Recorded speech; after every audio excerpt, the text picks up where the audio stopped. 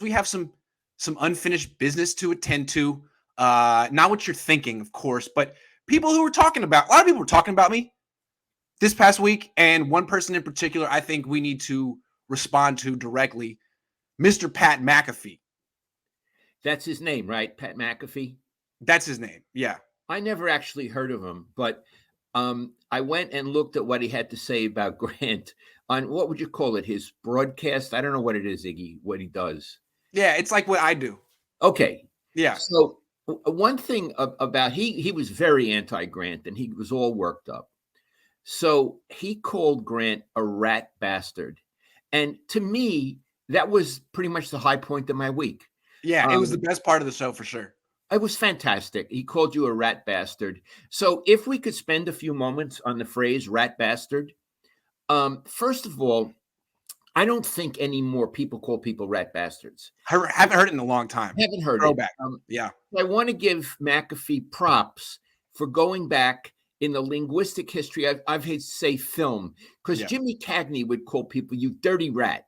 Now, in the black and white movie days, you couldn't say rat bastard, but you could imagine him saying it now. Yeah. So props to, what's his name, McAfee? Pat.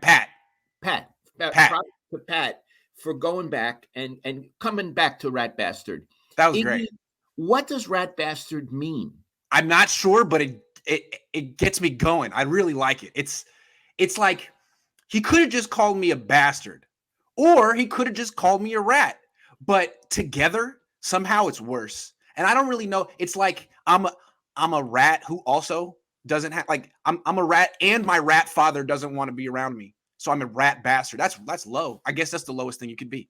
Yeah, he was very worked up when he said it. But again, props to him for coming up with that rat bastardness. So I'd like to talk a little about him, because if you're a rat bastard, and let's give him, you're a rat bastard. Could be. What is he? Yeah, what is he? Well, I've been thinking about it. You know, I put the two halves of my brain together, and I've been thinking about it. Okay. So let me talk a little about his presentation. He comes on, because I watched him. It's the only time. Mm-hmm. And he wears sort of a muscle shirt. Yeah, tank top.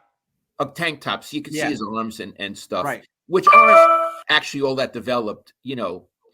But, you know, you see his arms. And he talks tough. He stands up. He stands up. He stands up. Oh, he can't be bothered with sitting down. You know what I'm saying? He's just too excited, too worked up. He's just bursting at the seams.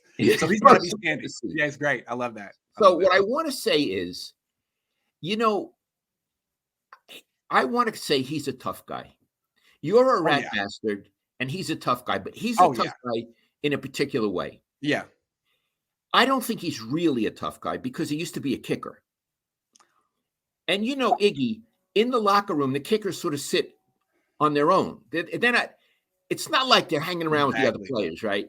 Nah, it's not like they're doing, like, you know, boxing in the off season. They're playing golf. They're working on the trajectory of theirs. No, I wouldn't really call. I love Robbie Gould's a good guy. Tough guy, I wouldn't go that. Not in the NFL sense. Yeah. So, I mean, I'm not a psychiatrist, but I wonder if the tough guy persona that this Pat McAfee has is an overcompensation for being a kicker. And Pat, if you're watching, we would love you to comment and tell us what you think about my wondering whether it's overcompensating. So what I want to say is, Pat, I don't think you're really a tough guy, but you portray a tough guy. Yeah. You play the part of a tough guy. And, you know, God love you. Yes, Iggy. Well, I was going to say he's got kind of like the mohawk. He's got a bit of a fake spray tan. I mean, he's really goes for the role of a fake tough guy, and I think he pulls it off correctly. Well, very well. Yeah, I'm not calling him fake. I'm saying he portrays a tough guy. Okay, right. Which is a little different. He he could kick my ass. I'm sure he could. Probably beat us up together, you know. So maybe. But he portrays a tough guy. Yeah. Like, although I can portray a tough guy at times as well, so it's hard to say. Yeah, I portray an old guy with wisdom on our broadcast. Now, I am an old guy. Whether or not I have wisdom, God knows. I mean, I'm an idiot half the time. So he portrays a tough guy. But here's the thing that really gets me.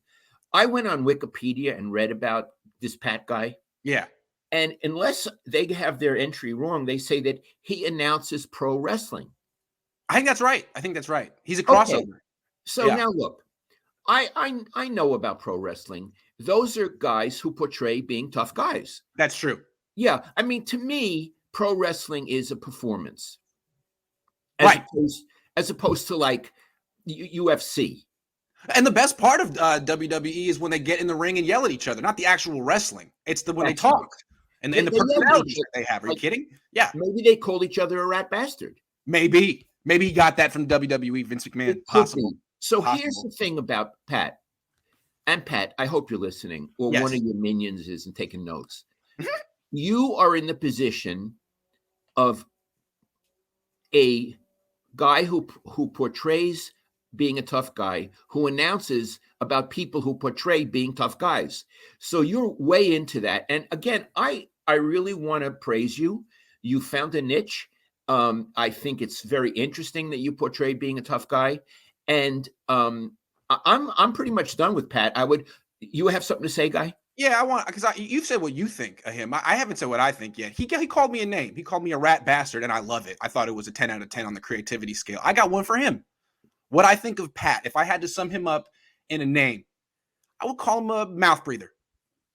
I think he's a mouth breather. Mouth breather. And you know what I mean? I mean, nothing against it, but it's like he's like 13, an adolescent. Like, dude, you can just slow down, breathe through your nose, talk normally. But he's like, oh, worked up, He's a little bit of a mouth breather. Sorry. Iggy, do you? But I'm a rat bastard, and I would say a rat bastard would say something like that. Okay, but let me ask you this. Mouth breathers, do you associate mouth breathers with bad breath? Oh, no doubt. Halitosis. Kind of people that would talk with their mouth full. When they're eating. Yeah, like you would have like the sandwich spraying out of their mouth as they talk because again, they're just so passionate about what they're trying to say. Anyway, Pat, I hope that you get some Listerine. Keep going after Iggy Grant, as you know him. Go after him. Call him a rat bastard or whatever you want. It's great for his hits. He went crazy last week with hits. And again, all the best to you in your career. I like how you portray a tough guy. And one thing I would never call you is a rat bastard. I wouldn't. I just want to point out one thing. Last year, I interviewed Jimmy Ward on my show for an hour, and he said at the end, Grant, keep being an asshole. He did not give me license to be a rat bastard. So I don't know. This is different. Yeah, you descended to rat bastard. I may have crossed the line here from asshole to rat bastard. It's hard. I'm going to have to talk to Jimmy Ward and see if I'm still okay in his good graces. Okay.